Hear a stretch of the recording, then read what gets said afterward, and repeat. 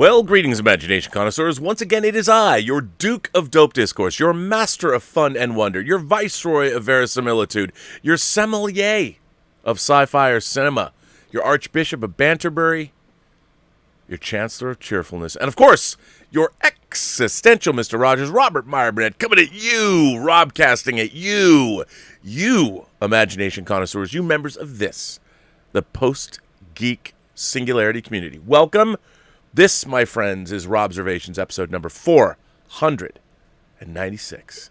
On a Monday, an exciting Monday. I am still sans camera, big camera, wide camera. A lot of stuff happening here. What can I say? Before we get into viewer letters, there's kind of a cool story that broke today that I wanted to talk about. This one goes out to Jacob Fudge and his Comic Relief comic book store. This is from today, Hollywood Reporter. Graham McMillan writes, Amazon's Comixology partners with Dark Horse for print editions. So instead of going digital, we're now going to see digital comics that were digital only be printed. I love that because you know how much I love my omnibuses. Award-winning digital comic Afterlift and more will appear in print for the first time in early 2021. Amazon's digital comics company Comixology is partnering with Dark Horse Comics to bring the Comixology original titles into print for the first time, launching early 2021. The Comixology Originals line includes work from creators including Chip Zdarsky, Alex Segura, Kurt Pyers, and more. The first titles to appear in print as part of this deal will be the Eisner-winning Gig Economy Meets the Afterlife Afterlift fantasy series Breaklands, revisionist superhero series Youth, and The Black Ghost, a reimagining of vigilante superhero and noir crime tropes. Titles will roll out monthly beginning in February with Afterlift. We were always hopeful Comixology Originals books would get into readers' hands via comics retailers and bookstores, and Dark Horse is a terrific collaborator to work with to do so, with an unmatched history of supporting creator-owned projects alongside unmatched distribution expertise. David Steinberger, Comixology co-founder and CEO, said in a statement, "This deal fortifies the ability for these stories to reach customers like never before. We're thrilled to be working with Dark Horse." Look at this. This is pretty cool. Look at these. Look at this art. I'm very excited about this. You know me. These are things I've wanted to read, but I haven't been able to get the omnibuses. Dark Horse publisher and CEO Mike Richardson added, the Comixology Originals line is of the highest quality and diverse in its storytelling and talent. Comixology's line of creator-owned comics sits perfectly alongside the acclaimed creator-owned graphic novels that are the bedrock of Dark Horse Comics. As a result of this deal, Dark Horse Comics will be responsible for distribution and fulfillment of the print versions of titles through Diamond Comic distributors for the comic book market, with Penguin Random House for the bookstore market. That's pretty great. The titles will remain available for purchase digitally through Comixology and Kindle, and for free to members of Amazon Prime, Kindle Unlimited, and Comixology Unlimited. Here's another one. Look at this. Youth. A bold, genre-defying, and heartfelt Youth hits a reader like a meteor in its own pages. An angry, wondrous, and transformative book. I love this. This is all very... What a cool cover. The Black Ghost. Hard Revolution. So that's very exciting. Very excited to hear that. That's good for comic book stores. It's good for people like me who like their omnibuses that I'm surrounded by. Ladies and gentlemen, just wanted to point out, kind beings, gentle souls from across the 28 known galaxies, however you identify, I wanted to point out whining about movies will not happen today. It's going to happen tomorrow, and we have a special movie. It is our 69th whining about movies, and we have chosen the recent film Swallow to be our 69th movie. Lamau. 69 people, 69 for our 69th film, the dysmorphic body horror film Swallow. And you know what? Everybody should watch the very disturbing trailer. And it's not what you think. We're just, we're being cheeky. I thought it was pretty funny. I've actually never seen Swallow before, so this is my opportunity to see it and whine about it, and that to me is very exciting. So that's what we're going to do. there's not a whole lot of new news to be talking about. Obviously, Unhinged made $4 million at the box office. I talked about that yesterday, and I did call that. And I figured I'd just delve into letters and see what you guys have to say, considering we've been talking about the fallout from DC fandom yesterday and today. It was all good. So, here we go. The letters for today. Actually, these are not the letters for today. I'm in the wrong place. I'm going to the letters today. The first one comes from our friend. He's written a few, actually. William La Rochelle is here again. Robert and the PGS. I notice a lot of YouTubers who comment on pop culture admit they don't watch a lot of movies or TV these days and prefer to watch other YouTubers because they consider pop culture too political. I can imagine most of these folks as they might exist in a movie and what their dialogue might boil down to. Ignore Van Helsing. He has Dracula derangement syndrome. Forget Chief Brody. He's got shark derangement syndrome. Ignore Laurie Strode. She has Halloween derangement syndrome.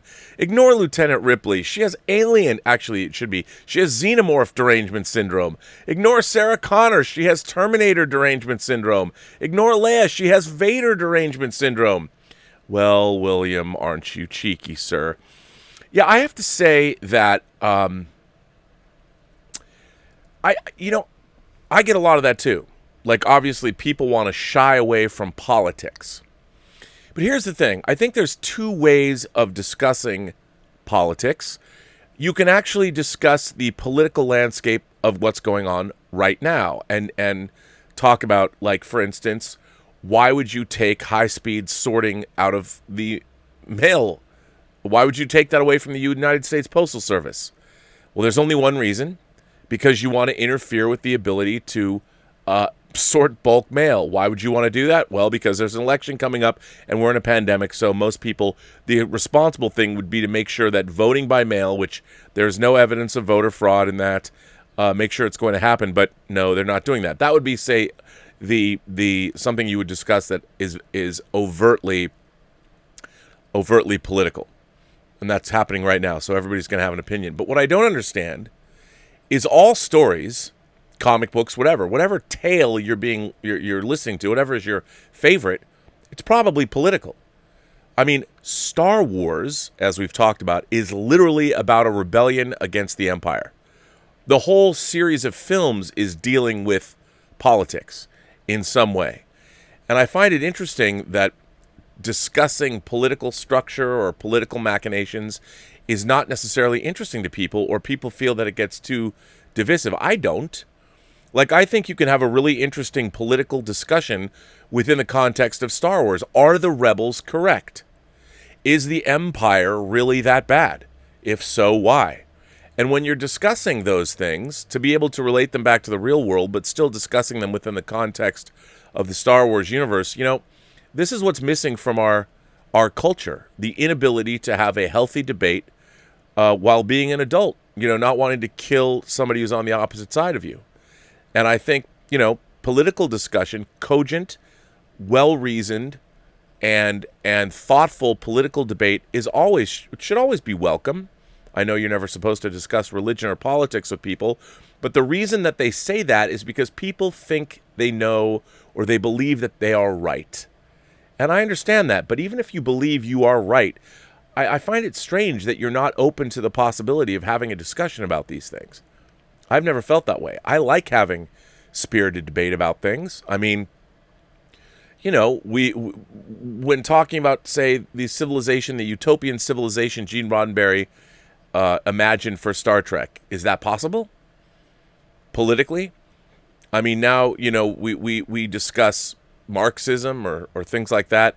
I mean, my whole thing about Marxism is that I obviously believe in the staunch. I believe in the individual and the individual's right to pursue their bliss. I mean, I really think that's what being a human being is all about. And when you throw in the towel with collectivism, I think you're robbing yourself and you're robbing your fellow humans of the ability to delve into your own life. And it gets political when you discuss Marxism. I was watching Frida last night, Julie Taymor's Frida, about Frida Kahlo. And obviously Alfred Molina is a communist in that film, and it was really interesting. I mean, Trotsky's a character, he gets murdered. A very interesting movie. And I think that it's important that we are able to have this rational discussion. It's so bizarre to me when now I don't even feel that we have great cultural debate. I mean, look, the movie Civil War. When I read the comic, I was having debates with myself when I was reading Civil War. Was Tony Stark right, or was Steve Rogers right? In the comic, there wasn't the Sokovia Accords. There was going to be the metahuman or the Superhero Registration Act. They wanted superheroes to register with the government. Same with the Sokovia Accords, but because of what happened with the New Warriors, this superhero group, the New Warriors, was filming a reality television show, and they were battling with supervillains, and an explosion happened on school grounds, and it killed students. And I found myself, even though it was a comic book, having debates, not necessarily just with me, but with other people, about who was right. And it was fascinating. And I found that it's easier to debate in the context, just like when Rod Serling was writing The Twilight Zone. If you wanted to write a story that had a social message, it was much easier to put it in the context of a science fiction, horror, fantasy show than it was to direct it address it head on. Same with Star Trek. That's why Star Trek used allegory. Because you could do stories about Vietnam or racism, but couch them within the context or the prism of the hour-long sci-fi action adventure that Star Trek was. But, all stories are political, and all the things that we love have politics in them. So the ability to not have, I don't understand, people are so quick online to, if I don't like something that the Trump administration does, I immediately get, people say I have Trump derangement syndrome. No, I don't think this is a good thing to do in the long run. And we can have that discussion. But it's interesting. People don't like that. And I find that's part of the fun of stories, is that you get to discuss these things. I guess not, though. Desmond writes me and says, "Hi, Toy Man. As usual, thanks for your perspectives. It still baffles me when people ask to do gender, ethnicity, sexuality swaps of characters. With those changes, I then ask, does it bring anything to the table in relation to the story? I think that is the best question to ask. I mean, other than virtue signaling by just swapping the gender of a character, do you have a great character and story reason that you're going to add to the mythology or the tapestry of the history of that character by looking at it from a different angle? I mean, it would be, for instance, I thought in The Authority, when you have Apollo and Midnighter, these two alpha males, and you portray them as gay, now that's really interesting. Because you could incorporate their own sexuality within the idea of what is it like to be a superhero and what turns you on, and being a dominant and submissive. I mean, there's a lot of, and you can do that with straight characters as well. But when you're dealing with, superheroes being the ideal version of maledom, you can add some really interesting layers to that story. And I think if you've got a reason to do it, gender swapping characters in a unique and interesting way and giving us insight is interesting. And look, all the way back to Camelot 3000, when one of the knights, the reincarnated knights of the Round Table, where I forget who it was. Was it Galahad? I don't remember. One of them was reincarnated as a woman, and they dealt with all of the things that came along with that, and it was interesting. And I think that's, if you're doing something like that, I think it can be great. Like, what happens, for instance? It would be really interesting. I would love to read a story, and I don't know, somebody might have written this story, but what if Superman came to Earth in the 30s from Krypton, and Superman was black? Would Superman's help be welcomed, say, in the Jim Crow South? Would Superman, who is omnipotent, who can do whatever he wants, who has that much power, if a black Superman let's say there was, I don't know, the reburning of Atlanta for some reason. And Superman, one blast of his super breath would put out the fires in Atlanta. Would that help be welcome? And I think there would be a very interesting story to tell about a savior coming back and being, well, if Jesus was resurrected and he looked Middle Eastern and not, which I would assume he would, unless he was resurrected in someone else's body, of course. But how would you deal with that? How would a racist population deal with the fact that their savior was the opposite, was the very thing that they were racist against? I think you could tell a really compelling story that way.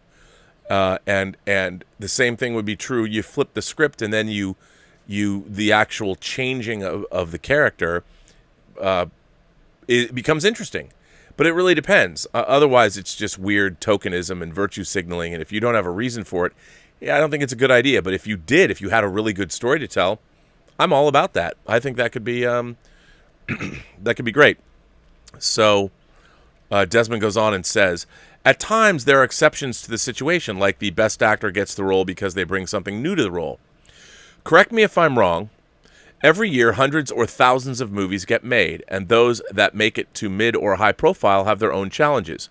However, as Toyman constantly states, it's called show business first and foremost, with an underlining story that the public would potentially like to explore if the movie industry studio thinks it can be lucrative. Yes, some movies have more representation than others. However, the question is asked to those who want the swapping of characters: did they support and put their money where their mouth is towards other original, experimental, or similar movies which met their representation criteria? For example, Get Out, Girl in the Spider's Web, Mother, Us, Tangerine, Dope, or Anna.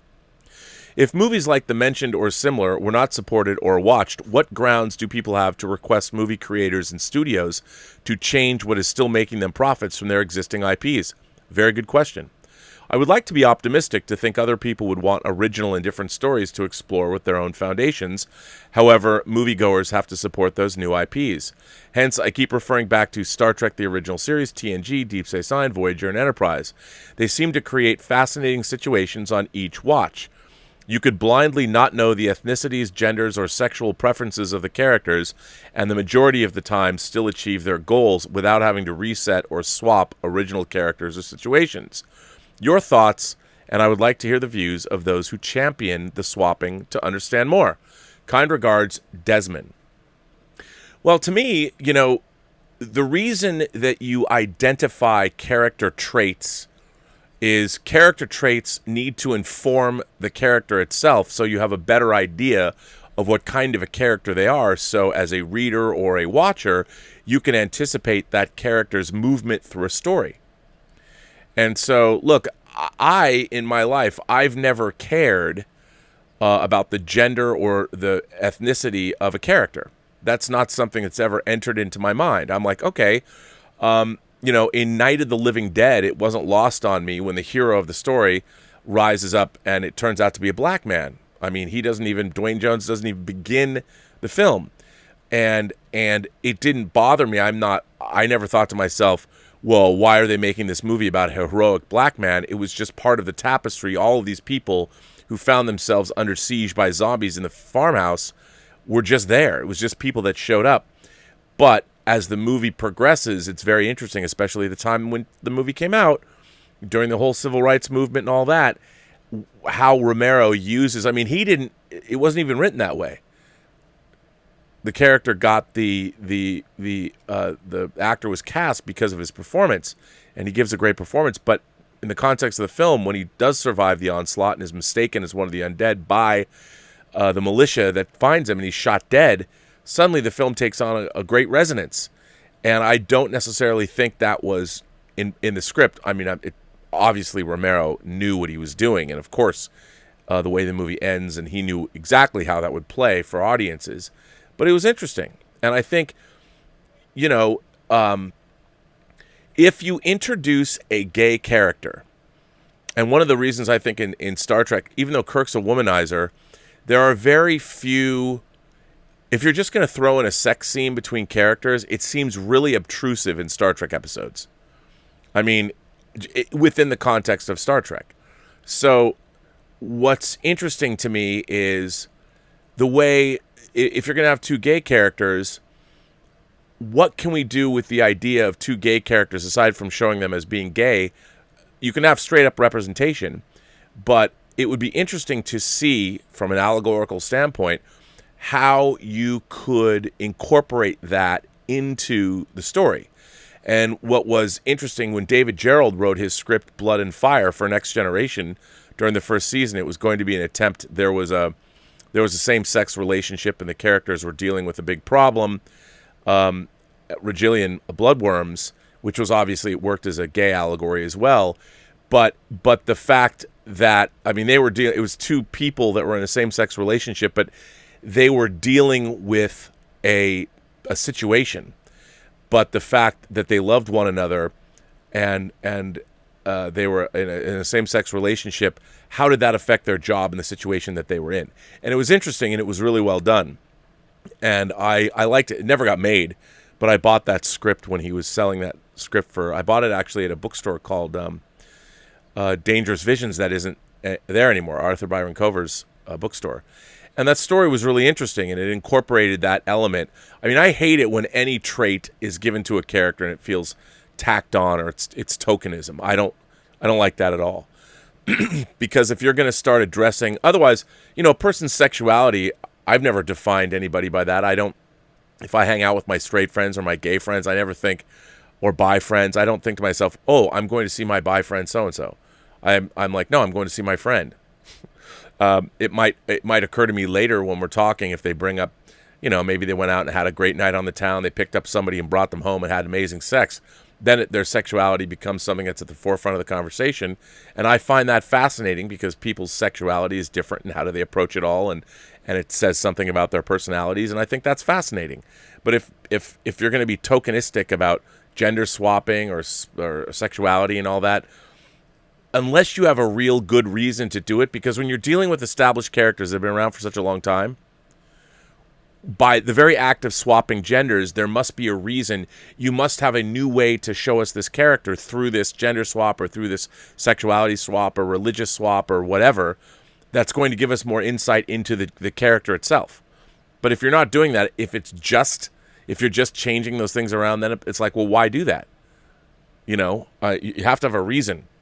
Because you're going against the grain. The character's been established. Like if you wanted to make Superman a woman, like Kal-El, the last son of Krypton, becomes the last daughter from Krypton. Now, how do you, when you just flip the story and it's a girl, is it the same story? It's just a girl? No, you've got to take the fact that there's a woman there. How is that different? Like, for instance, if Superman was a woman, when she, and wherever you want to say that she's manifesting her powers, like would her adolescence, would her developing body, whether her primary sexual characteristics, for instance, menstruation or getting boobs, would that be part of the story? And her changing body and all that, could that play into the story?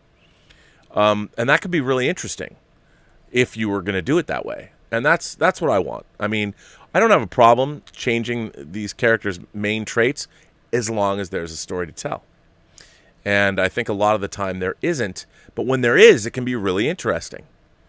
And so I'm not adverse to it. I just want it to be good. Again, great stories, well told. And William goes on and says, Robert, after watching Free Enterprise again, I wonder if you have seen Patrick Reed Johnson's own semi-autobiographical movie, 5/25/77. I have not. I've only seen clips, but I really want to see it. Here's a link to the IMDb page where there is a trailer. The film has screened in Toronto, but I had to work, and I still haven't gotten hold of a copy, but I've been following its progress for years. So what he is talking about, Patrick Reed Johnson is a filmmaker in his own right. He made a very autobiographical film about seeing Star Wars for the first time, what it meant to him, and how he became a filmmaker because of it. And hang on, I'm putting the link to the IMDb in the chat. And it looks really interesting. There's a lot of references. I mean, it's a geek Nirvana type movie. A lot of references to other movies and what influenced him and everything from 2001 to Star Wars. Some good stuff in there. And I haven't seen it. but I would like to. Tim Lyle is here. Greetings and felicitations, Rob. This is my first letter, and I'd like to say thank you for your shows, as they help me get through my day. I know this has been brought up a few times on your show concerning Ezra Miller and his choking of a woman, and I wanted to give you my insight on this subject. I've been in the pro wrestling business since 1986, like the WWF and the WWE, but we're called the Indies. We play smaller venues such as auditoriums and high schools. I viewed the video of the incident several times, and in my honest opinion, this is a work, or scripted, as opposed to what is known as a shoot, or reel. As you not only see the female smiling all the way to the ground, but Ezra also appears to choke her with his right hand and with his left hand and help her to the ground. This is a form of posting and is used for weight distribution to perform feats of strength, such as a body slam or a hip toss. Next time you watch any match, check out where the wrestler getting slammed positions his right hand. He'll rest it on the other wrestler's thigh, thus posting to help distribute the weight and help the body slam happen. Plus his voice, body language indicate a non-hostile position. Here is a slow motion of the incident, and again, I'm convinced Ezra was not harming her, just horsing around. Make sure to watch to the end for the slow-mo. Well, I'm going to put that in. Normally I wouldn't be talking about this, but I will put this in since you're writing and it's your first letter. And I have to say, make sure to watch the end for the slow-mo. Just my take on the issue, and it might be why we've heard no fallout on the incident. Anyway, thanks for all you do, and I hope you have a better day. That comes from Tim Lyle. Now, Tim, first of all, I want to thank you for writing in. Thanks for being your first letter. I have to say that I, too, when I watched that incident, it looked like they were horsing around. They were doing some... Because, look, if somebody really did that and there was anger or malice, I mean, you'd prosecute. And I think that they might have been goofing around, that Ezra Miller maybe was showing her something. I don't know. I have no idea. I've heard rumors that, Warner Brothers paid her off not to talk. But if you actually watch the video, while it does look disturbing, he is an actor. He is visiting with fans. And it's not like she was yelling at him before and he leapt at her. I mean, it looks like something else is going on. And again, as somebody who works in movies and knows how easy it is to misconstrue things like that, I don't know what happened. But it looks interesting, and you might be right. That's why nothing much came of it. But I don't know if that's true or not. I like Ezra Miller. I think if it was something bad, that we would have heard more about it, especially with this day and age. I don't think you can make that go away so easily if there was real malice behind that. And the thing is, if there wasn't malice behind it, and it was fun, I can understand not addressing it. Because why? This idea that everybody owes somebody an explanation, I think is strange. Because the thing is, let's say they were horsing around, and that was all. That's all that came of it. Why would you address it? We were horsing around, there's a video, sure, but it's not my fault that you perceive it in a certain way, but maybe there was more to it. I don't know. Maybe the conspiracy theories are true. I have no idea. But when I saw that video for the first time, even I was like, that doesn't look hostile. It's not like he seems like he's angry, or like it seems like they were having fun, but maybe not. Maybe it was a horribly painful experience and it really was evil. But I think you make a good point. I don't know. I wasn't there. So it's hard for me to make a decision one way or another. This one comes from Marnie Rutland, who says, Notorious RMB. Hi, I heard a report from Midnight's Edge about the complexity of Emma Watts at Paramount trying to get rid of Secret Hideout, Kurtzman, and Bad Robot. What's the reality of, say, fans putting their heads together in a think tank to find a strategy? Here's my naive path to a fix. Stop all work on Discovery, Picard, and Lower Decks. Advise that even though contractually Secret Hideout will still be financially benefiting until their contract runs out, they are not to have any input on Star Trek-related productions. Since they would be paid anyway if no Star Trek was made for the next couple of years, they may as well still They may as well still be work done with the IP. Oh, okay, I see what you're saying. But it should be openly disclosed that Kurtzman and company would be creatively shut out insofar as they can be. The Nicholas Meyer SETI Alpha 5 miniseries could still be done, but again without any further input from Kurtzman. A less insulting animated series could be done, maybe involving an initiative to stop Romulus from being destroyed. This would leave a universe where Nero would not seek revenge and Vulcan would still exist, and no more Kelvin timeline. The Hawley film and the Tarantino film could definitely be done, keeping budgets down. I don't like the idea that Watts has her hands tied with a secret hideout albatross around her neck. Live long and prosper. Well, Marnie, I want to thank you for writing in. Here's the thing, and you're all going to think I'm nuts for saying this, but I might not like the last 11 years of Star Trek. I might not. As a matter of fact, I loathe it. However, on the flip side of that, my not liking these things really has no bearing on whether they should or shouldn't get made, because there are people that do like them. Star Trek '09 was very well produced, and a lot of people liked it. I talked to a lot of Star Trek fans that really like it. And I'm definitely, I think, in the minority of people that didn't. So, obviously, if Bad Robot or Secret Hideout are producing these shows, look, I think Discovery is I dislike everything about it. But that's just me. And that doesn't mean, like, the vocal fan base can sit there and say, okay, well, we all hate it. I do think that objectively Discovery is not just bad Star Trek. I think it's a bad sci-fi show. I think it has a very rudimentary look. It has a very rudimentary as a show, if a show could understand, but the writers and the producers, all of the subjects, whether it's the spore drive, whether it's time travel, whether it's AI, the people that are writing these concepts and these things have such a rudimentary knowledge or understanding that Star Trek should be examining these things at the very top level. But what we're getting is these concepts rehashed where we've seen them dealt with. Even in classic Star Trek, we've seen things, especially AI and synths and all that. A lot of classic Star Trek dealt with AI and synths, and in a much better way. So that's why I don't like it. But there's a lot of people who do. So it's arrogant for all of us to assume that we have to get... Look, I would love it if we have a new creative team that really understands the gestalt of Star Trek. And I think a lot of people don't today. And in actuality, the reality is that people think Star Trek is this dated, kind of wacky thing. And they don't take it seriously. And it's old. I mean, I hear it all the time. Well, why do you want things to look like they did in the 60s? Well, I mean, I don't. I think you could, as I've said before, you could take the exact same sets that they built in the 60s. The exact same sets. Now, I might redress the details, such as the buttons. I'd put screens up.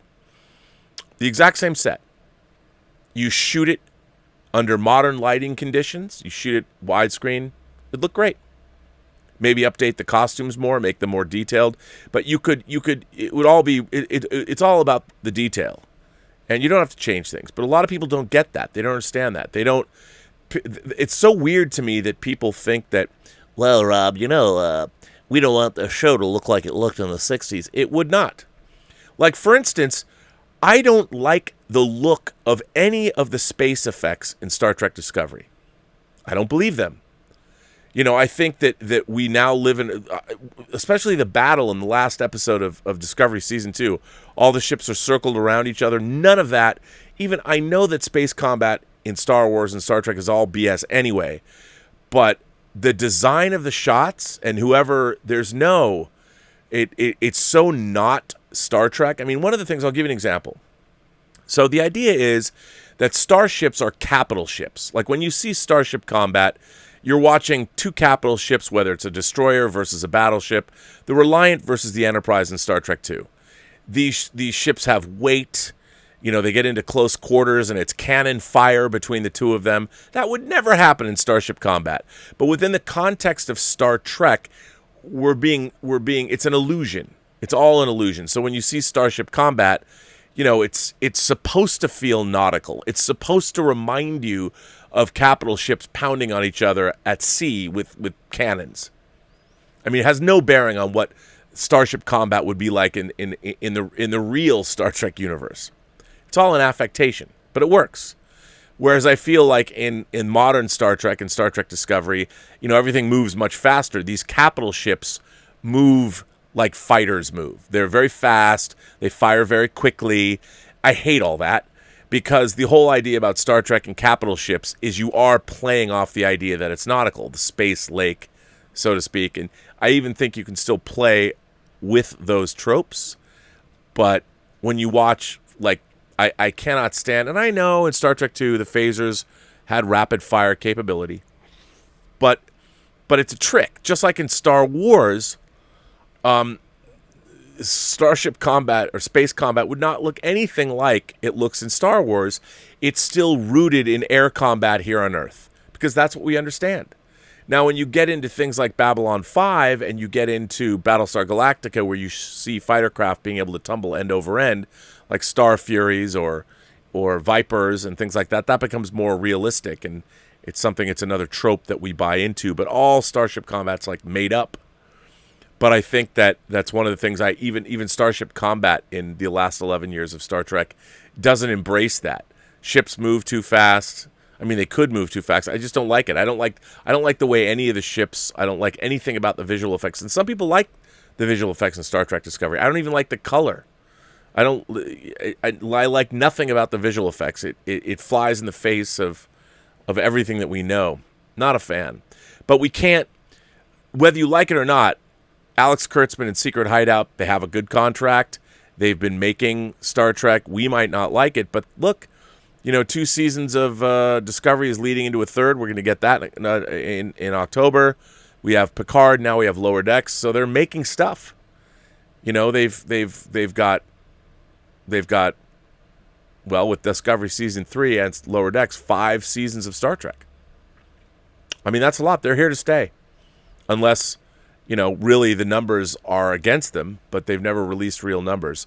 And as much as I might not like that, it's not like they're going to get ousted. Look, Emma Watts, remember, I don't think Emma Watts really particularly cares what Secret Hideout is doing over at CBS. But now at Paramount, she needs to do anything she can. Here's what I think is being lost here. They can go make Star Trek for CBS All Access. What Emma Watts is there to do is Star Trek existed throughout the 90s on film and on television, but you had both production companies dealing with it. Well, I think that if you don't like what Bad Robot spent way too much money on Star Trek movies. They did. They if they had spent half the money and made the same amount that they made, and I say they probably would have, they would have grossed the same amount at the box office, but if you made them for half the price, of course, you'd never know. People are like, well, Rob, they don't have as much action or special effects. And I'm like, yeah, but that's not what Star Trek has been about ever. Star Trek was never about action or special effects. It was always about... Star Trek is a drama with action-adventure elements in it. It is a allegorical sci-fi adventure series, but it's mostly dramatic. And it's not... yes, there are fisticuffs in Starship Combat, but the original series was a speculative drama. And I think that's what the problem is. When they're relying heavily on special effects and action and all that, you lose the heart of Star Trek and you gain a polished sheen, but it's not what Star Trek is. And that's been the problem for me for the last 11 years. Rather than lay into these science fiction and lay into the dramatic nature of these characters and the conflicts they can have, they've tried to make it popcorn in the assumption that you'll get more of the audience to show up. And that hasn't proven the case. Not compared to how much they spent. It just hasn't. So I don't know. I mean, we have to just ride it out and see where it's going to go. Anyway. I can't believe I was actually defending them, but okay. This is a Whining About Movies letter that I will read tomorrow night. And John Willis is here. What you talking about, John Willis? Like you haven't heard that in your life. This is a retro comment on your proposal that Enterprise should have engaged more in world building, perhaps across a season. Meanwhile, 23 years later, it's not like no one ever did that, Rob. Take Galactica 1980, when they found the colony world of Terra, and then hastened to travel there and became embroiled in their continental final solution. That was not Galactica 1980. That was regular Battlestar Galactica, Experiment in Terra. And became embroiled in their continental final solution and literally performed magic to exhaust their armories, leaving behind a complete mystery. Buying that world time and giving them a second chance. Meanwhile, dealing with the fallout of Patrick McNee's Count Ibley and Edward Mulhare's emissary ambassador from perhaps the very race that created the Cylons, and ascended, leaving behind a mess that scattered the 13 colonies, perhaps motivated to atone for their recklessness. I know the original Battlestar Galactica and the original Galactica, just to be clear, there is Battlestar Galactica and its spin-off show, Galactica 1980. Battlestar Galactica premiered in 1978, so what you're talking about is the original Battlestar Galactica. I know the original Battlestar Galactica and Galactica 1980. Oh, you're saying both. Don't get a lot of love. But I really think it attempted to push some narrative structures in ways that it's never been fairly given credit for. We are on the doorstep of the MTV generation and finally shedding polyester leisure suits and the age of disco. But there were a few diamonds in the rough. They went much further and broader than Star Wars or Star Trek Voyager when crossing galaxies and attempting to push ways of telling stories. P.S. I guess I just can't shut up. Call me Wesley, Ishmael. But I think a new Star Trek moving forward should focus on a Federation starship piercing the galactic barrier and carrying one of the Q as a crew member. There are parallels to the Gary Mitchell story. They could be explored with respect to the Q and perhaps beyond the galactic rim, where Q had far diminished powers. This could be explored. We also know a lot more about galactic space than we did in the 60s. It's not entirely a vacuum. We have many satellite dwarf galaxies that could be used as waypoints or even destinations.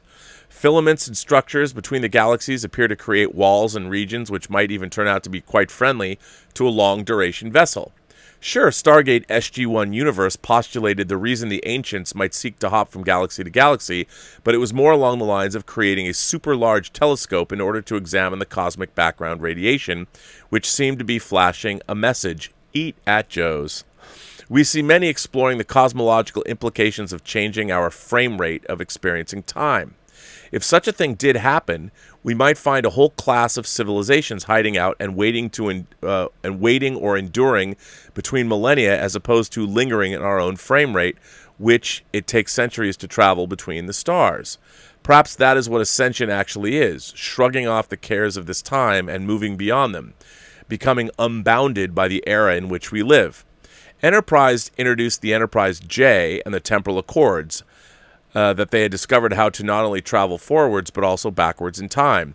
Sure, would be handy on a 200-year journey to Warp 9 to Andromeda, from by any other name.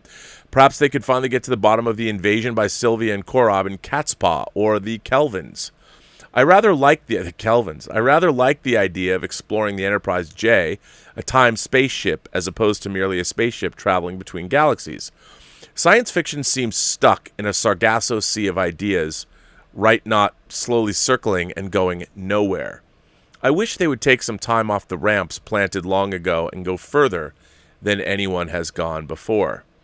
Great letter, John. Okay, I would say, here's my thing about that. Like, you're talking about pushing out the boundaries of exploration. I love the idea of changing the frame rate of how we perceive time. But what you're saying, I think, could be done in singular episodes of Star Trek. One of the things that I've always thought is for me a great sadness about human existence is that the time frame that we live. I don't think mankind, or humankind I should say, will ever break out of our systemic problematic behavior unless we are able to increase our lifespans by a large factor.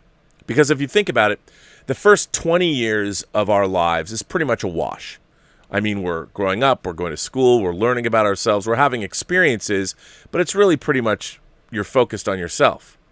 And then you might go to college, you get into your 20s, and then you spend the next 10 years trying to figure out what you're going to do and how you're going to get there, get yourself on the path to fulfilling whatever floats your boat, whatever your bliss is that you're following. Hopefully by the time your 20s are over, by the time you get into your 30s, you will find that your pursuit of happiness, raise a family, whatever.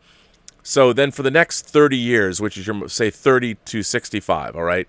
So you got 35 years where life is where most of life happens to you. That's only 35 years. And then we get old. And then when you're 65, 75, 85, 95, if you're in a severely diminished capacity to enjoy your life. So all of our ways of thinking, like I've got to get what I can, when I can, how I can, right now. Because there's not much time. There's not much, like, why do you want to be rich? I want to be rich in my early 30s so I can spend the next 35 years living a life that I want to lead. I can wear beautiful bespoke suits. I can drive hot cars. I can date hot chicks. I can live in a big house. I can travel around the world and drink it's all about indulging yourself. You know, that's why you want to be rich. And that's ultimately, is it about spiritual fulfillment? I guess for some people. But it's really about living your life and having all those great, lovely things. I mean, look, who doesn't want to be rich and go to your favorite restaurants every night?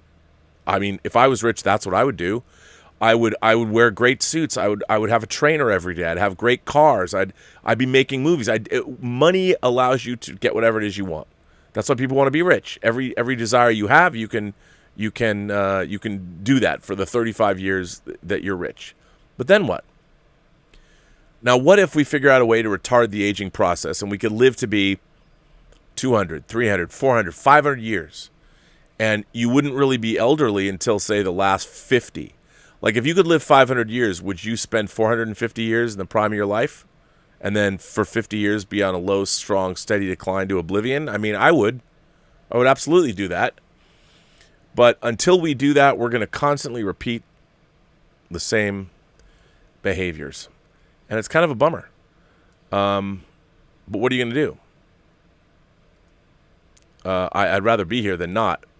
But I really think that we need to, unless we change the length of our lifespan, when we start thinking in like, look, if you were going to be here for 2, 3, 4, 500 years, but you know, you needed to breathe the right air and live without global warming, you bet your ass we would be taking care of these problems lickety split.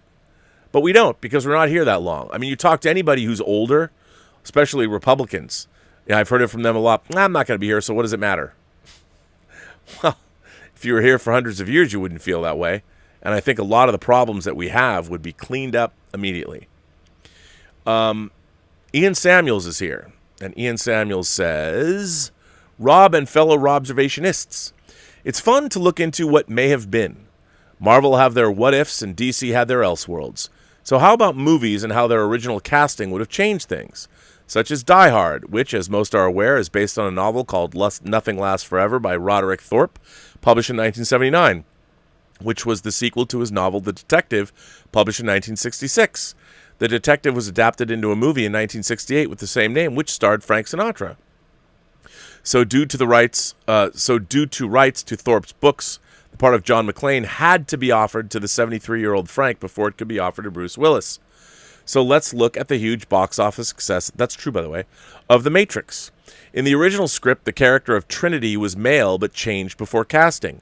The Wachowskis' first choice for Neo was Will Smith. Smith turned down the part to do Wild Wild West instead. Okay, so in this what-if Elseworlds version of The Matrix, we have Will Smith in the lead part. But what about his mentor Morpheus? Before Larry Fishburne landed the part, it was offered to both Val Kilmer and Sam Jackson. So we have Neo played by Will Smith and Morpheus played by Val Kilmer. So who did the Wachowskis want for Trinity? Janet Jackson. Finally, we have the titular Agent Smith. The Wachowskis' first choice was Jean Reno. He turned down the part because he didn't want to have to live in Australia for that length of time it would take to make the movie. So we could have had a Matrix movie starring Will Smith as Neo, Janet Jackson as Trinity, Val Kilmer as Morpheus, and Jean Reno as Agent Smith. it would have certainly been a very different movie. Ian, yes. By the way, thanks for that letter. I think you're absolutely right. And, I think with movies, especially casting, I couldn't imagine the Matrix any better. And, one of the things I do like about the Matrix is you can't say that if Will Smith was Neo and Val Kilmer was Morpheus, once again, you would have a white, and I'm not even a white man imparting knowledge to a black dude. And while maybe it wasn't necessarily a conscious thing, you couldn't get away from that. I think one of the great dynamics in the Matrix is the fact that Morpheus and the Oracle are black. In a way, I mean, that's what would happen. Jesus was black. Jesus was not a white dude. He was, Mediterranean. He was dark-skinned. He was from somewhere around there. Whether he was originally from Africa, who knows? And so I like the idea that the Oracle and Morpheus were black and they were helping out a clueless white dude. And not because it's making an overt racial statement. I think it's absolutely making a subtle racial statement. And maybe that was something, that's just a happy accident, the same way that George Romero, when he cast Dwayne Jones in Night of the Living Dead, he picked the best actor because he was dealing with local talent. But then I'm sure it wasn't lost on him, like, oh, look at how this has changed my movie for the better. And I think that having the way it worked out, I think it worked out really, really well. But yeah, movies could definitely change. Tom Selleck playing Indiana Jones. Obviously, that was something that is easy to look back on and be like, look at that.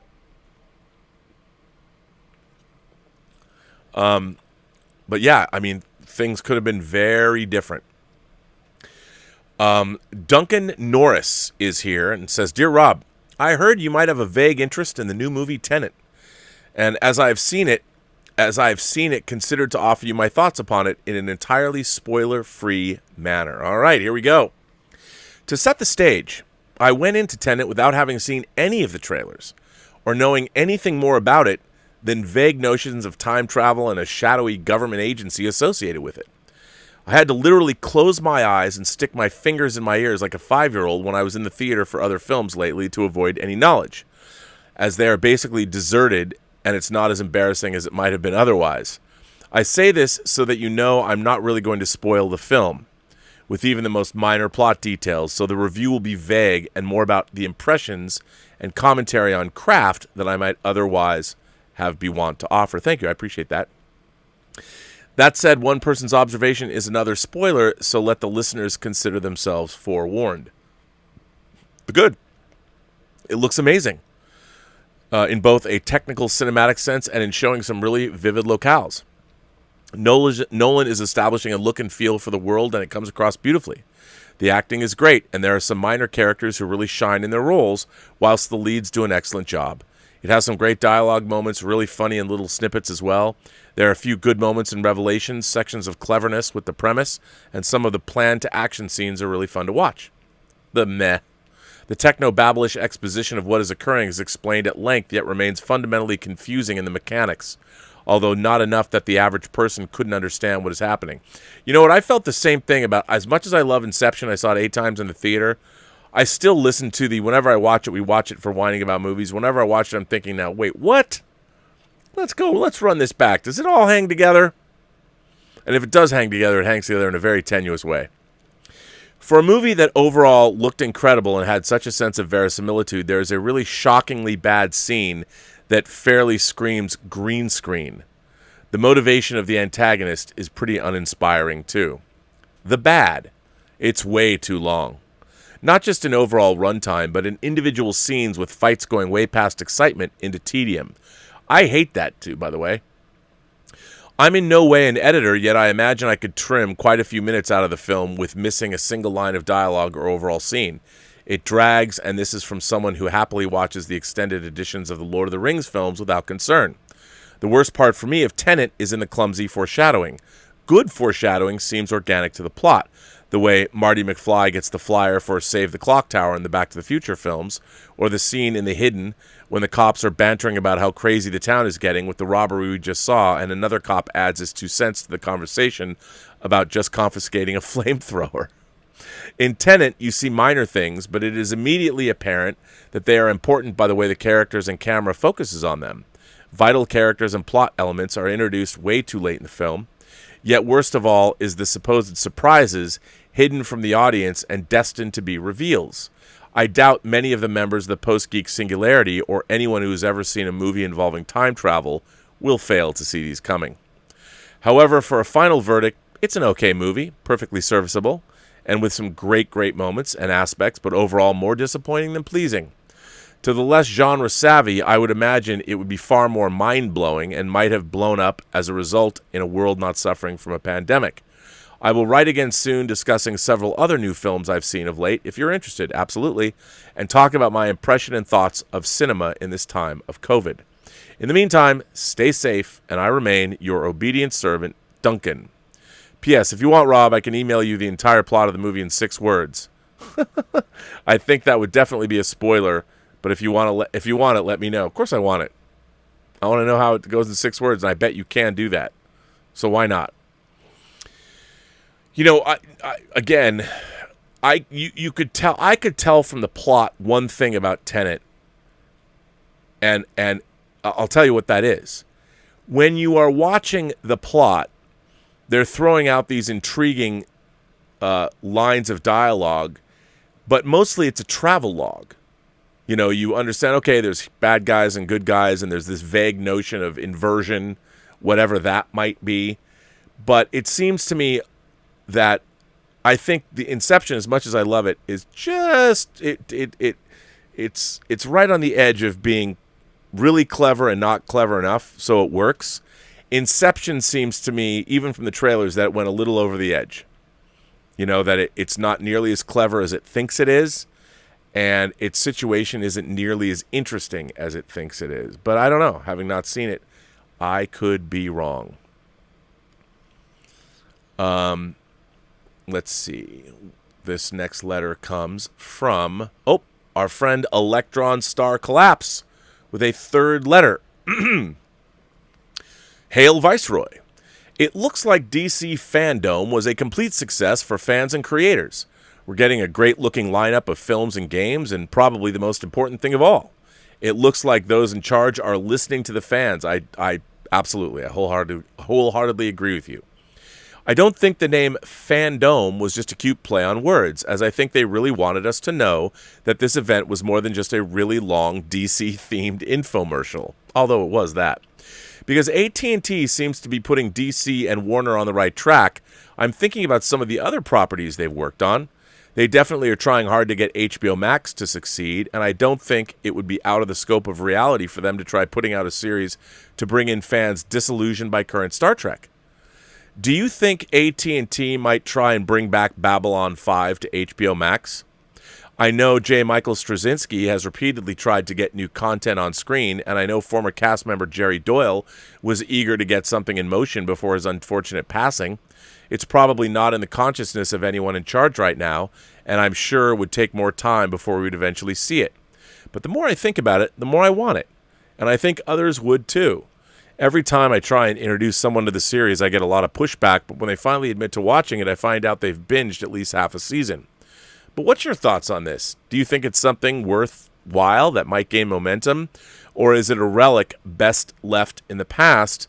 Don't let the stars collapse on you. Well, Electron Star Collapse, or ESC, I think that's a capital idea. And I know you've told us in the past that you were trans, but I'm not sure on where you're at there. I don't know. You could be a female or a male. I don't know. So I will just refer to you as Electron Star Collapse. I love Babylon 5. I think it is a no-brainer. Here's what I would do. If you ask me, and you have, I would take the problem with Babylon 5 is it currently doesn't really exist in HD. It needs a Star Trek The Next Generation-esque HD restoration. And that means all of the visual effects have to be up-resed. And I would do that. They shot it for...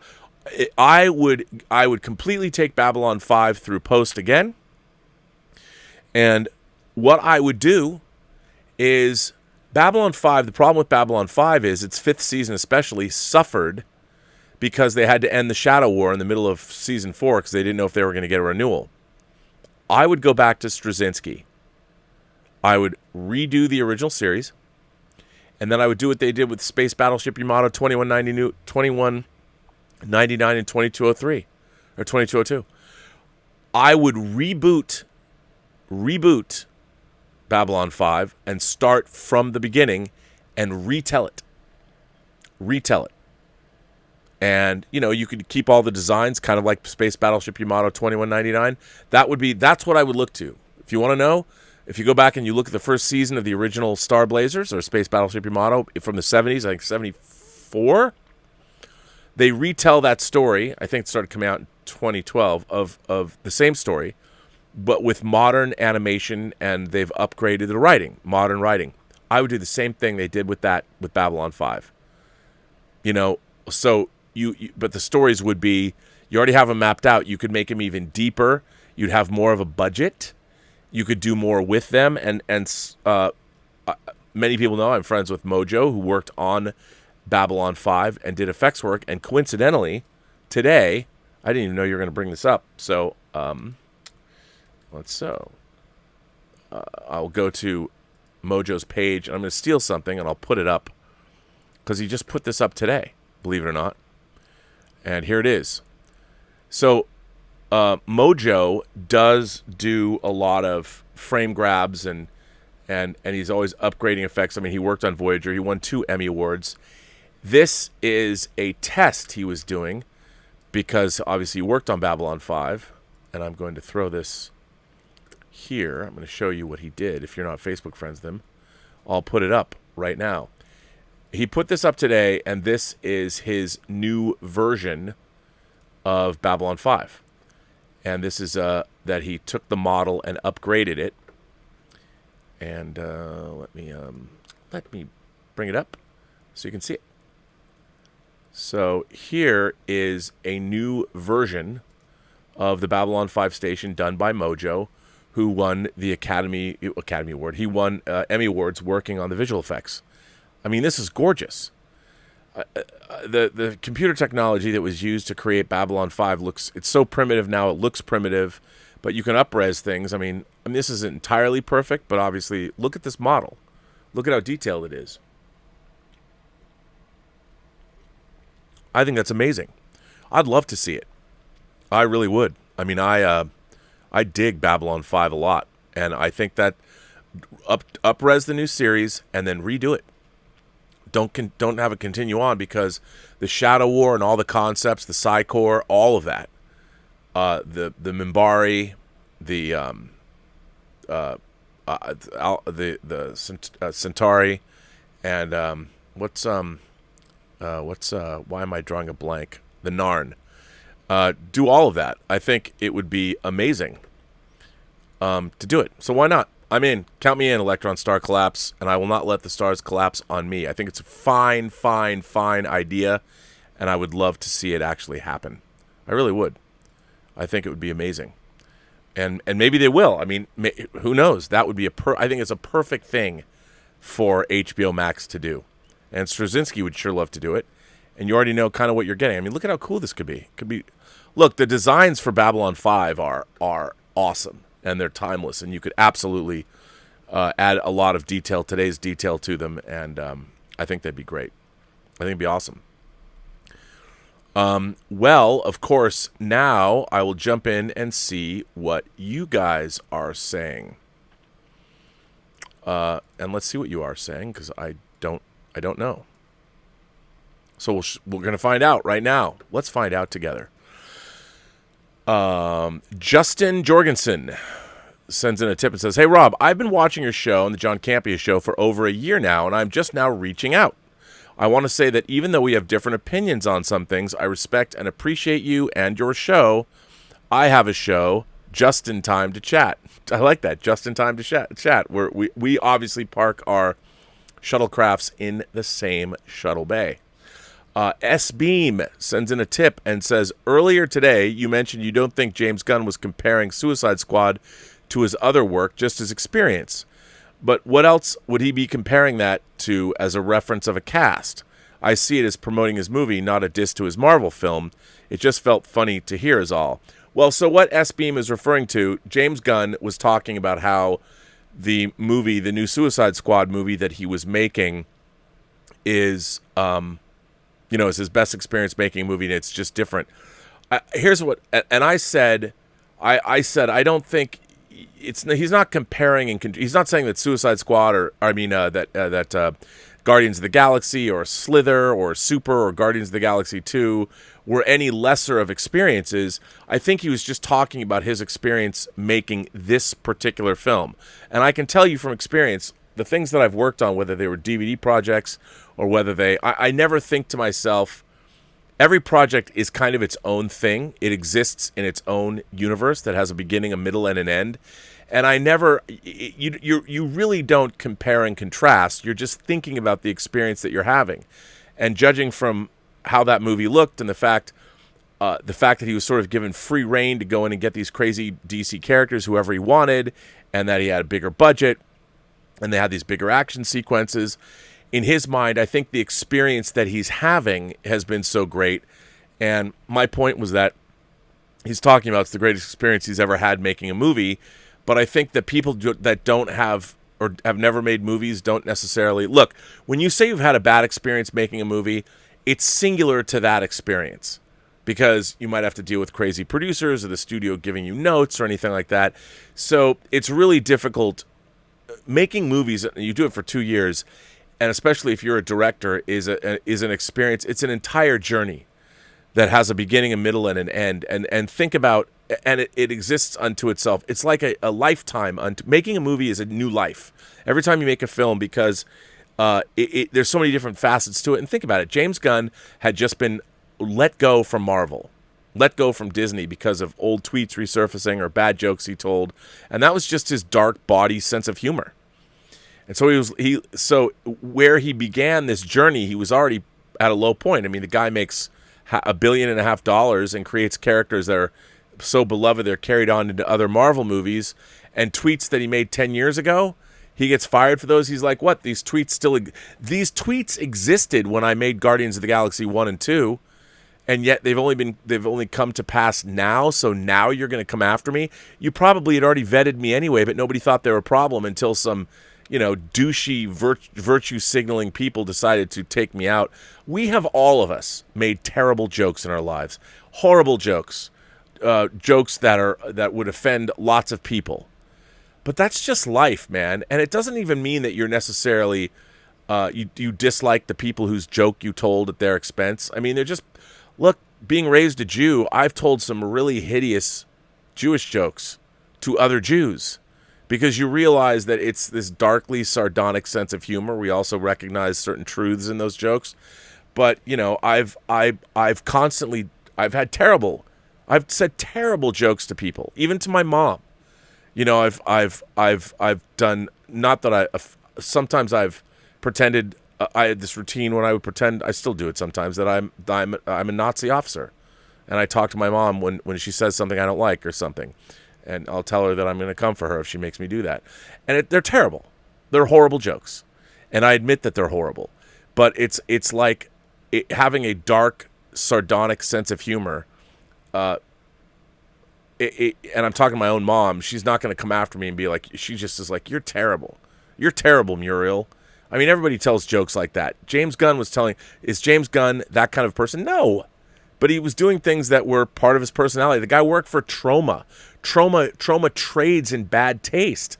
They always have. I mean, you have to have a mind that could come up with that kind of thing. And by the way, that same mind is what allows James Gunn to write a character like Rocket Raccoon as well as he does, or be able to direct Rocket Raccoon.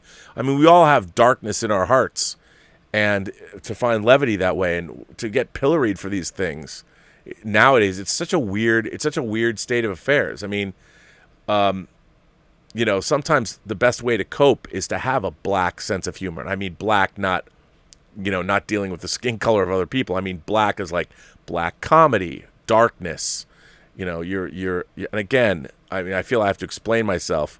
20 years ago, when you say black comedy, people would be like, you mean like, I don't know, you can't drink your juice in the hood or whatever that movie is? No, that's not black comedy. Black comedy like Dr. Strangelove, where you're dealing with human folly is going to lead to the end of the world and you're going to laugh about it. Nuclear annihilation. It seems like we can't get away with that stuff anymore. But so I don't think that James Gunn was throwing shade at anything. I think he was literally only specifically talking about the experience that he was having. He was having such a wonderful time with even more characters, like twice as many characters in Guardians of the Galaxy. He was able to dig in, and I think he was probably having a blast. And it was no slight to his other cast members because he loves them too.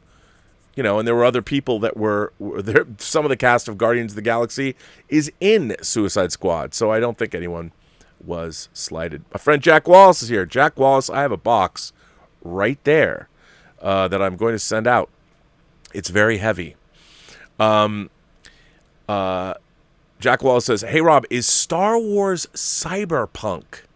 Why or why not?" Ooh, that's a good question. My answer to that is no. No, it is not cyberpunk. I think, I'll tell you why. The cyberpunk genre sort of came out of the science fiction of the 60s and 70s and sort of gelled and distilled into it in the 80s, like William Gibson writing Neuromancer. But, you had all the different, the characters, science fiction that was informed by, say, drug use, Philip K. Dick, or free love, Robert Heinlein, and all of these social constructs. The cyberpunk genre is all about us. It's about the state of human civilization here on Earth. It's social commentary wrapped up with technology, dealing with the paranoia of existence, and it really is about what is the future shock? Where are we going? Where we as human beings are going on Earth. Star Wars has nothing to do with any of that. Star Wars does not. Star Wars is a fairy tale. And while it details the hero's journey, Star Wars has nothing. I mean, yeah, you could say, well, what about talking about, democracy falling? Yeah, it's got all of that. But Star Wars has not very much to say about our lives here on Earth today. Where is it going to go? Where is our dystopian lifestyle going to wind up? Star Wars has nothing to say about that. So I would say no, Star Wars is not cyberpunk. It's not dealing with the confused state of the near future disposition of humanity coupled with digital frontiers, the entire idea of the internet, ideas and all of that. I mean, really, I think that one of the defining ideas of cyberpunk is that the fabric of the universe, the building blocks of the universe, thought itself, is now accessible through technology. So the idea that consciousness can be mapped, or that our personalities can be stored on a mainframe.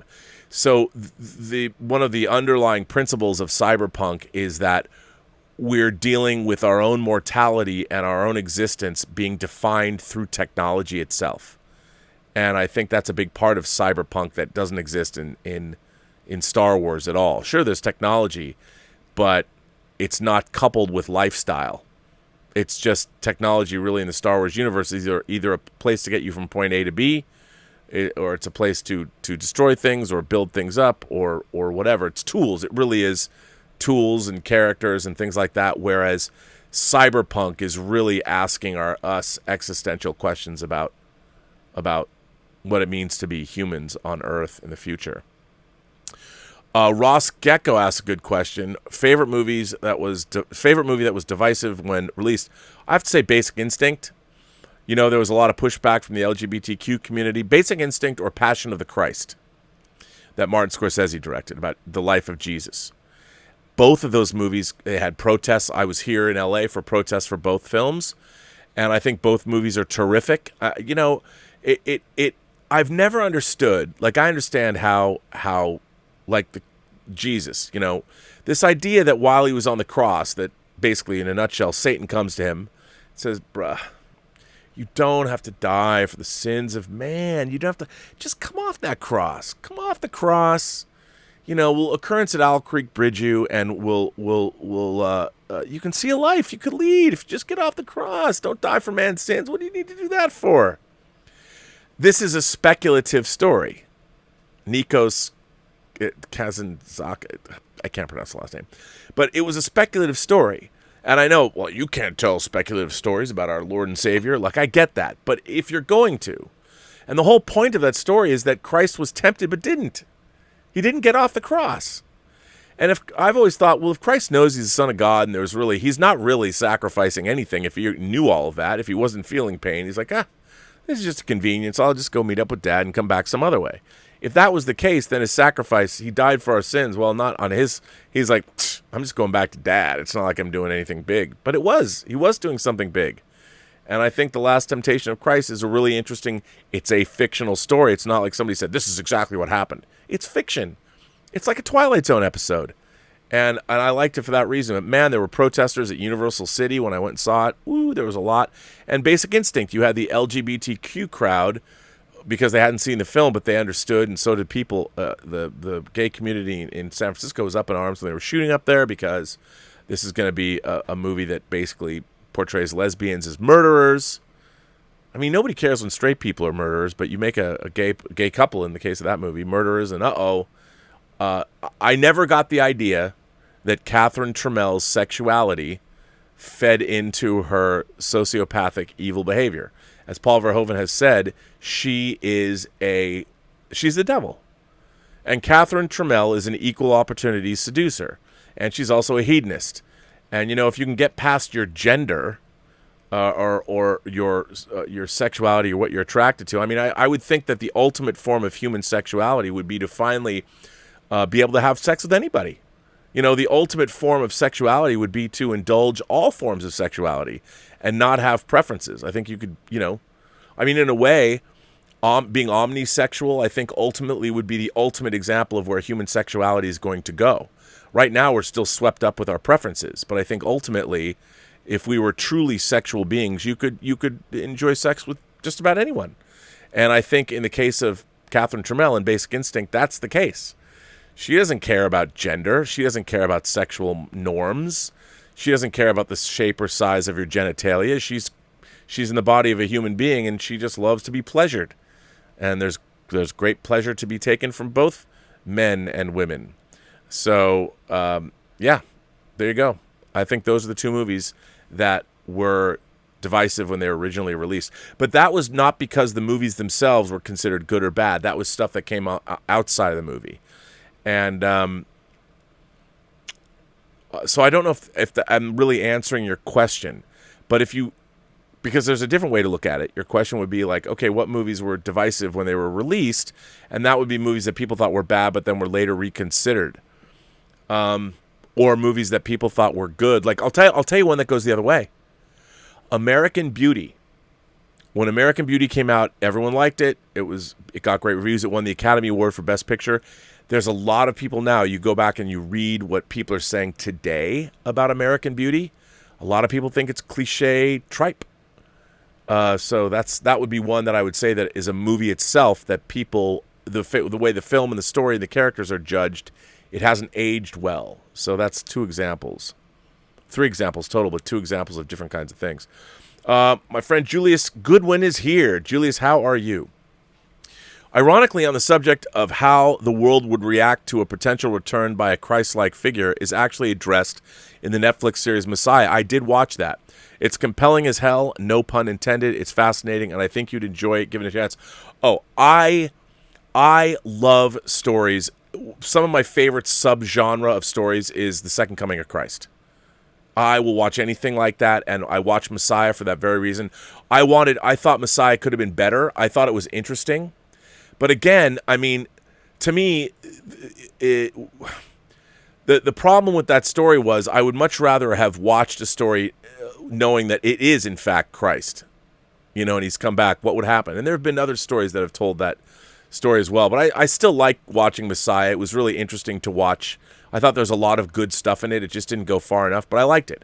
But I do like the subgenre. And here's the thing. I would say that as a Jew, as somebody who did not grow up walking with the Lord or believing that Christ is my Lord and Savior, I still love stories about Christ. I like Christ as a figure. I want to believe he was real. I do want to believe he's the Messiah. I do think it would be fascinating to have been alive during that time and to be part of his flock. And I would really have liked to, I would love to see the book of Revelation come to pass in our lifetime. Some people would say maybe it is, but, that would be fascinating because it would prove a number of different things to all of us, that there indeed is a God, which means, hey, there's an afterlife. So wouldn't that be something that we can all look forward to? Or not. But I love stories like that. And this project that I'm working on now that I've been developing for a long, long time is deeply religious. And it deals with those themes. Because I see all religions are dealing with the idea of existentialism. Why are we here? Is this all I am? Is there nothing more? Like Spock says V'ger is asking in Star Trek The Motion Picture. These are things that we're grappling with. How is it that they're in the infinitude of the universe, which is so vast, so gigantic, so enormous? How come we're never going to be able to get there? And why are we here if that's the case? It bums me out. I wish we would know more. And I think having faith is one thing, but I think it sucks that we have to live our whole lives and not really have any answers. I mean, faith would allow you to believe, I suppose, but it still doesn't give you any real answers. You still don't know. You just have to agree to be blissfully ignorant, and that's okay. No, I understand you have faith. No, man, I want to know about the universe. I want to know about the rest of creation. If you start reading how vast the universe really is, I mean, I can't imagine that the creator of all things is that interested in what happens on our planet that's just in the western spiral arm of not even a very imaginative or interesting galaxy. Look at how many galaxies, look at how many stars there are. I'm telling you, man. Anyway, going off. But yes, give me a story about a messianic figure coming back who may or may not be a Messiah or Christ or whomever. I am in. I love those stories. Torrin Atkinson sends in a super chat and says, a subject I blogged. What kind of Trek would you make animated, and why would you choose animation over live action for that particular series or movie? That's a really good question. Well, first of all, I hate the idea that animation, as far as Star Trek is concerned, would only be used to make something comedic. Americans have always had a very limited idea of what animation can do. We're basically the because it's not real, animation is always comedic or satiristic or something. And I mean, yeah, we have Disney movies and all that, but if you look at the other kinds of animated films, like there's no American Grave of the Fireflies. I mean, yeah, there's things like The Plague Dogs or Watership Down, but if we were going to tackle human truths, you don't see a lot of animated movies where human beings are necessarily the main characters. I mean, occasionally you get an Iron Giant, but more often or not, we get Toy Stories. I mean, there's been Pixar animated films about people, of course, but they're always in sort of fantasy context as well. So I would love to see a Star Trek series that that would allow you to deal with, like, I'll give you an example. So John Christopher's Tripods trilogy, that I've always shown, but the here, I'll get them again. These books.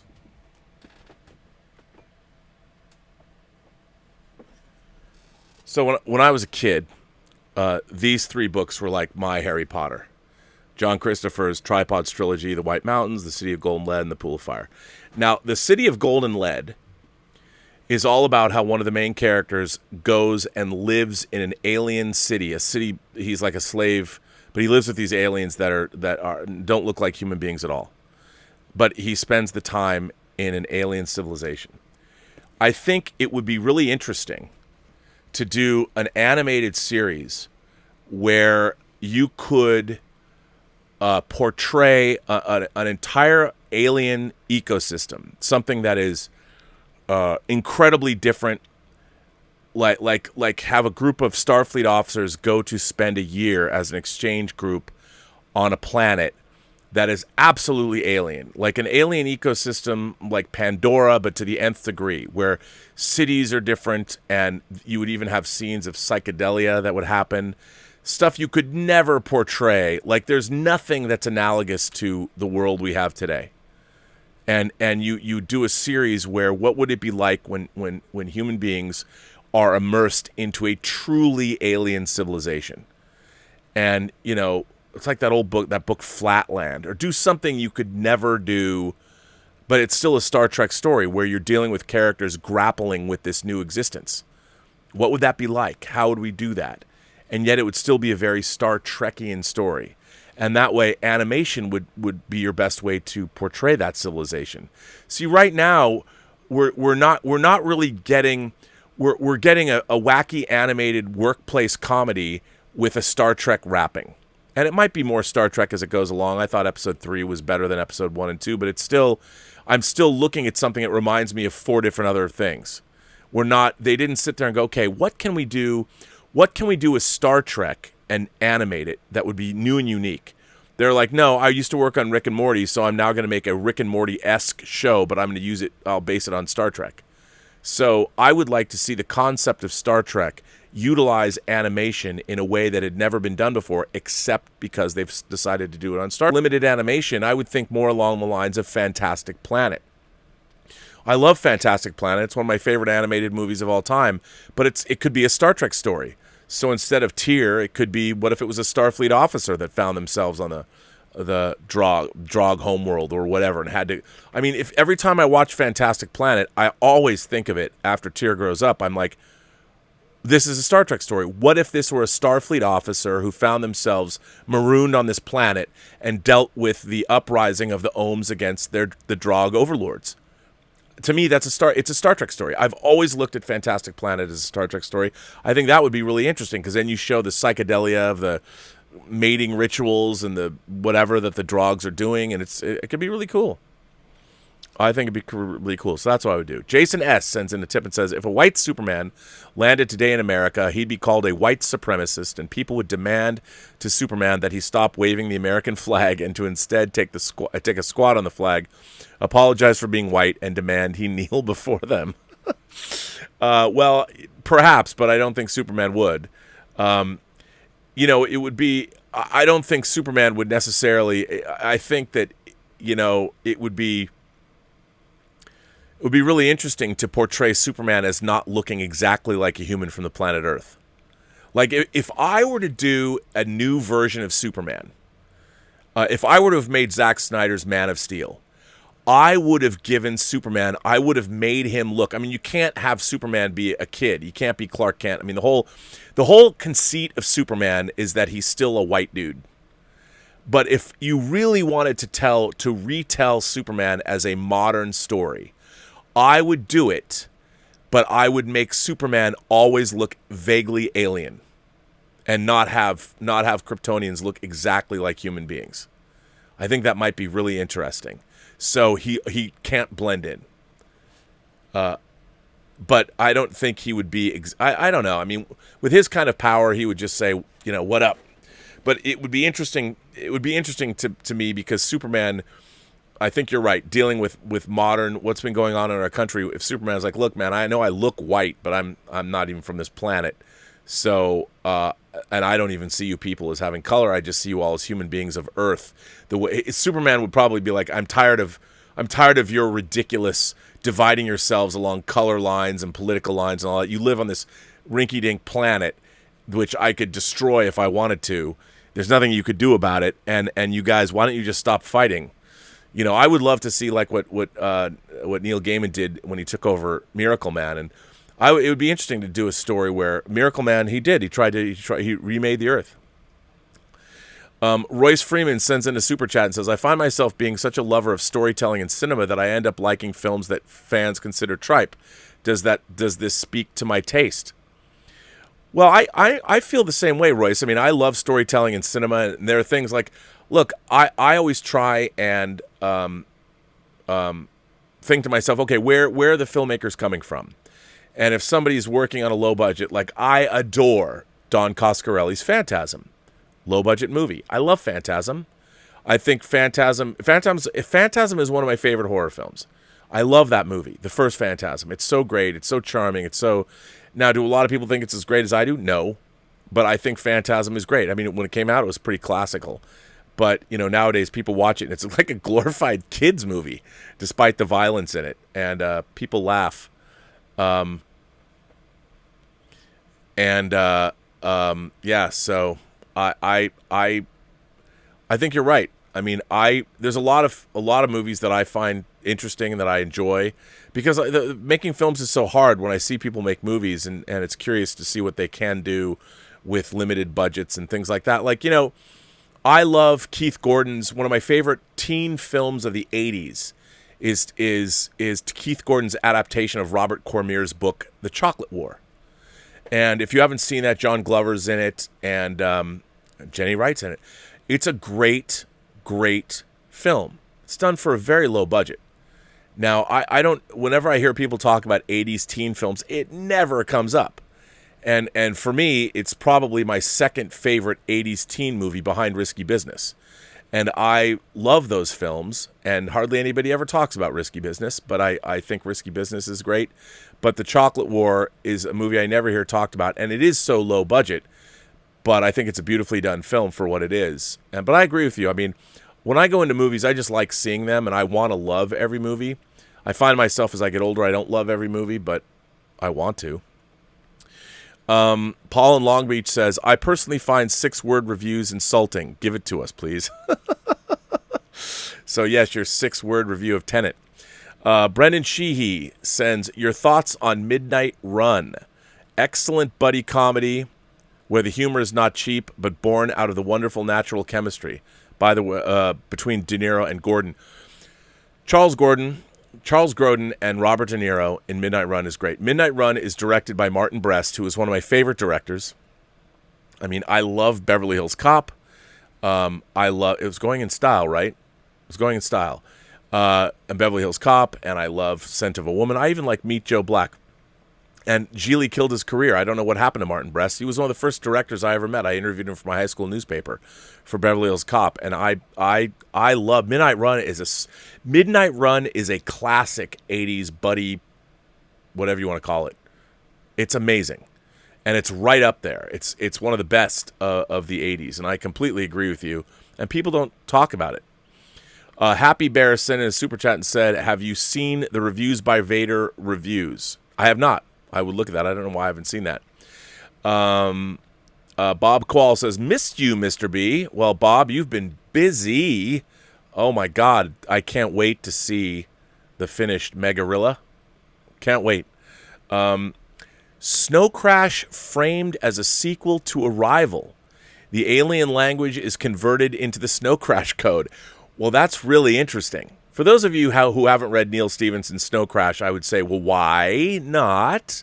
Snow Crash is one of the most entertaining books I've ever read. It's also one of the headiest, trippiest books I've ever read. I love it so much. Here's the 1 page or two. Let's make it 2 page. The 2-page challenge. I challenge anyone to read the first 2 pages of Snow Crash and not want to continue. I guarantee it. And by the way, everyone's talking about how well the name of the character in Tenet's the protagonist. Well, Neil Stephenson did it 30 years ago. The protagonist of Snow Crash, his name is Hiro, Hiro, hero protagonist. So, nothing necessarily new. But the problem is the Snow Crash. Well, I mean, you could make that work, Bob. You could make that work, but then you'd have to deal with the time travel aspects of it. But man, I love Snow Crash, and I love Arrival. If you guys haven't read Snow Crash, it's my favorite cyberpunk novel. It's so entertaining. It's so good. I mean, like, look, come on, Bob. Ready Player 2 is coming up. No, read Snow Crash. I mean, if you want to read Ready Player 2, I don't want to dissuade you from that. But Snow Crash is the book that Ready Player 1 dreams it could be. And that's not to take away anything from Ready Player 1. It was a fun romp. But Snow Crash is the real deal. It's Neil Stephenson. And then read The Diamond Age if you want. But Snow Crash comes with one of my highest recommendations. It's one of my favorite books. And it's interesting, though. I read it when it came out. I have not read it now. We have 30 years of internet culture. So how did Snow Crash do? I need to go back and read it. And you know what? Snow Crash is one of the books I've always wanted to own a first hardcover edition of. And I don't. I don't know how much. Let's see. How much would one cost? Let's go to Amazon, shall we? let's see, how much would a hardcover copy of Snow Crash, what's it selling for? I know people are like, Rob, what do you need a hardcover? It's just because things to collect. Okay, Snow Crash. Let's go. You can get the paperback, but let's see. Do they have... They don't even have... Because you can still get it. Let me... Hang on. Snow Crash hardcover. I want to know. First edition. Let's see what we've got. Snow Crash. Ooh. There's a Snow Crash first edition. It's only $60. There's a signed Snow Crash for $300. Wow, they're all different. Snow Crash first edition. The true first edition is 9.5. Let's see. Abe Books. Let's go to Abe Books and see how they got it. Snow Crash first edition. I want a first edition. Oh, yeah. Here's one. $1,500. $1,750. $2,500. That's more like it. This seller has 5 stars. Abe Books. Of course, this is, top of the line here. Yeah, $1,500. But man, this is cherry. I would totally. You know what? One day I will buy that book. I will spend the green. Signed edition. This book is in fine condition and has a fine dust jacket. The book and its contents are in clean, bright condition. The text pages are clean and bright. The dust jacket is crisp and clean. The copy has been signed by the author on the title page. Stevenson explained the title of the novel in his 1999 essay. In the beginning was the command line as his term for a particular software failure mode on the early Apple Macintosh computer.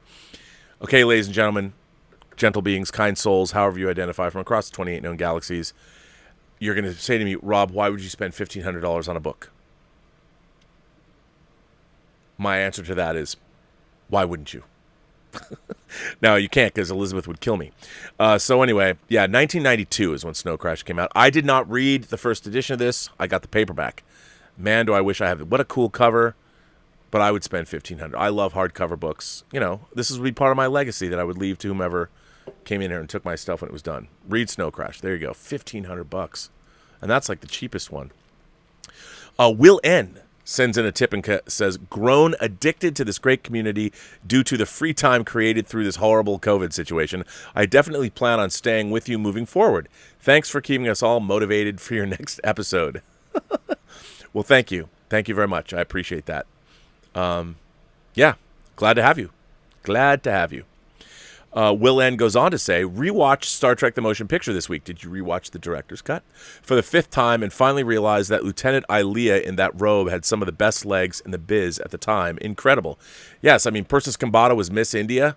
She was a beautiful woman, and she died way too young, and I really liked her. Happy Bear says, could Tim Pope ever get another movie? Oh, my God. Are you kidding? You know what? I hate to say it. Well, let's see what Tim Pope's been doing. Tim Pope. Let's go to his IMDb. I have to say that Tim Pope directed the most unwatchable movie I think I've ever seen, and that was The Crow, City of Angels. I almost wanted to walk out, but I didn't because I've never walked out. So he did Space Odyssey, Space Oddity. He's still doing documentaries and stuff. He did The Cure, Anniversary, but City of Angels was the last movie he directed in '96. I think that was the only movie he directed. I mean, look, never say never. I mean, I could ask myself the same. He directed his last movie in '96. I directed my last movie in '99. So hope springs eternal for all of us. But he probably could, depending on if he had a good one. He's probably learned some things. So never say never. I really didn't like City of Angels at all. But I don't necessarily think that was only his fault, even though I thought it was difficult to watch, especially after watching The First Crow, which I loved. Royce Freeman says, I love even sequels that many consider lesser, like Jaws ones and Psycho ones, and sequels like Jason and Freddy and Chainsaw and Halloween. Thoughts? Well, Royce, that's a really good idea. Okay. You're making a good point. When you have movies that are legendary, like Jaws or The Exorcist, those movies, when people do sequels to them, they seem like they're going to be just awful. I think that Jaws 2, it's not an A-list movie, but it's B+ for what it is. It doesn't live up to It's not directed by Steven Spielberg, but I think it's a perfectly respectable movie in its own right. It's got a John Williams score. I really like Jaws 2 a lot. But I love 2010. Is 2010, does it hold a candle to 2001? No. But as a space adventure, as a matter of fact, I think Jaws 2 and 2010 are kind of in the same league as far as sequels go. Maybe 2010 is a little better, but I like Jaws 2. Exorcist, The Heretic sucks. Exorcist 3. I love Exorcist 3. I think it's got one of the great screenplays ever written for a horror film. Those movies are respectable. Psycho 2. Richard Franklin directed that. Very respectable film. Does it live up to Hitchcock's original? No. But it's certainly respectable. Definitely worth watching. The Nightmare on Elm Street franchise sequels. I think the first 5, Nightmare on Elm Street 1 is, I think, a classic 80s horror film. But Freddy's Revenge, obviously considered one of the great queer movies ever made now. But I think both Nightmare 2, 3, 4, and 5, even though Freddy becomes kind of a joke, those are all very worthy sequels because they're fantasy, the dark fantasy elements to them. They're all very interesting. Even Freddy's, part 6, and even Wes Craven's New Nightmare. Definitely all respectable movies. Hellraiser 2, very, very respectable sequel. I like Rick Rosenthal's Halloween 2. I didn't, don't love it, but I don't love it like the original, but I still liked it. I saw that in the theater, first run. Halloween 3, same thing. I like Halloween 3 a lot. I think the Friday the 13th sequels are all garbage. The first Friday the 13th movie is by far the best, and then by the time they get to Friday the 13th Part 2, the raison d'etre of those movies are the kills, and then they started editing the films. Although I have to say, one of my most... Friday the 13th 3D was one of the greatest movie-going experiences of my life, and I like the fourth one. There's not a lot to those movies at all. It's literally Jason Voorhees killing people.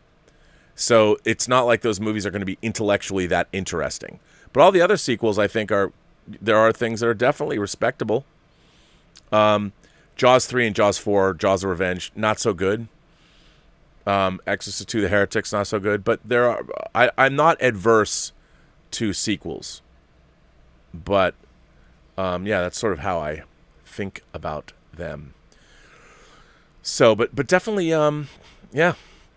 Well, listen, ladies and gentlemen, kind souls, gentle beings, however you identify from across these 28 great known galaxies, I am going to say goodbye. This is the end of Robservations episode number 496. My God. I want to thank my moderating staff. I want to thank Greg Smith, who was here. I want to thank the Richard. I want to thank, let's see who else was here. I don't know who else was here. I don't know if anyone else was here, but I want to thank the Richard then. I want to thank my moderating staff, Mike Bodden. I want to thank Greg Smith. I want to thank the Richard. I want to thank Joshua Levesque and Mr. Derringer and Robert Pariso for being great monitors and all that you do. Remember, there is not going to be a whining about movies tonight. There is going to be a whining about movies tomorrow night and Wednesday night. But for our 69th whining about movies, we are watching the recent body horror crazy movie Swallow.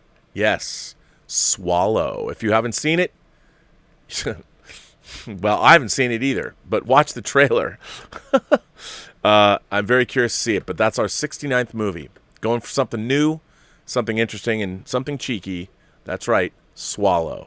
Join us tomorrow night, 7 o'clock, whining about movies. I will be back on the John Campea Show tomorrow, and I will be... you know what? Before I sign off, there is unfinished business, ladies and gentlemen, that I have to take care of. And I can't believe that I have yet to take care of this. And I need to take care of it. Do you know what unfinished business we have? We have? Think about it. We have some unfinished business here. And hang on, I've got to get to the software. And I can't believe I have forgotten this. And I will tell you what it is. Okay.